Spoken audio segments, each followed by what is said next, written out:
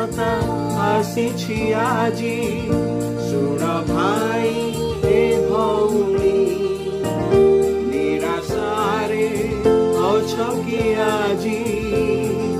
ତେବେ ଶୁଣ ଏ ଭାଇ, ଶୁଭ ବାରତା ଆସିଛି ଆଜି।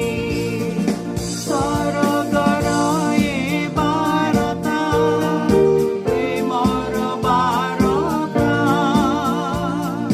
ସତ୍ୟମୁଖୀର ବାରତା, ପରିତ୍ରାଣର କଥା। ଶୁଭ ବାରତା ଆସିଛି ଆଜି। প্রিয় শ্ରୋତା ବନ୍ଧୁ, ପ୍ରଭୁ ଶ୍ରୀଖ୍ରୀଷ୍ଟଙ୍କ ସର୍ବଶ୍ରେଷ୍ଠ ନାମରେ ଆପଣଙ୍କୁ ଶୁଭେଚ୍ଛା। ପବିତ୍ର ବାଇବଲର ମାଥ୍ୟୁ ଲିଖିତ ସୁସମାଚାର 4 ଅଧ୍ୟାୟର 23 ପଦରେ ଆମେ ଏହିପରି ପାଠ କରୁ।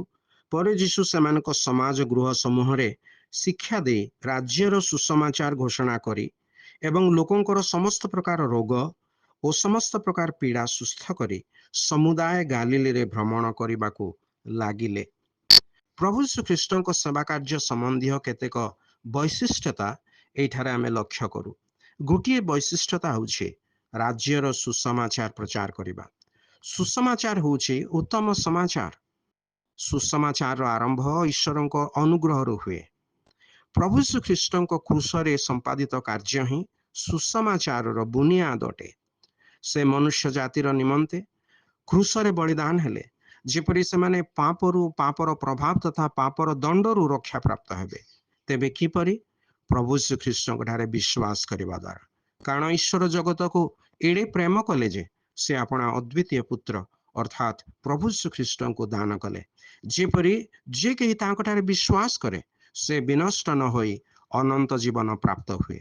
ଅର୍ଥାତ୍ ଯେତେବେଳେ ମନୁଷ୍ୟ ବିଶ୍ୱାସ କରେ ଯେ ମୋର ମୁକ୍ତି ଅର୍ଥାତ୍ ଉଦ୍ଧାର ନିମନ୍ତେ ପ୍ରଭୁ ଶ୍ରୀଖ୍ରୀଷ୍ଟ କ୍ରୁଶରେ ସେହି ଦଣ୍ଡ ଭୋଗ କଲେ ଯାହା ପାପ ହେତୁ ଈଶ୍ୱର ମୋତେ ଦେବାର ଥିଲା, ଆଉ ସେ ତୃତୀୟ ଦିନରେ ମୃତ୍ୟୁରୁ ଉତ୍ଥିତ ହେଲେ, ଏହି ବିଶ୍ୱାସ ହେତୁ ଈଶ୍ୱରଙ୍କର ଅନୁଗ୍ରହରୁ ସେ ପରିତ୍ରାଣ ପ୍ରାପ୍ତ ହୁଏ। ପ୍ରଭୁ ଶ୍ରୀଖ୍ରୀଷ୍ଟଙ୍କ ଠାରେ ବିଶ୍ୱାସ ଦ୍ୱାରା ଆପଣ ମଧ୍ୟ ଯେପରି ପରିତ୍ରାଣ ପ୍ରାପ୍ତ ହେବେ, ଈଶ୍ୱରଙ୍କ ନିକଟରେ ଆପଣଙ୍କ ନିମନ୍ତେ ଆମର ଏହି ପ୍ରାର୍ଥନା।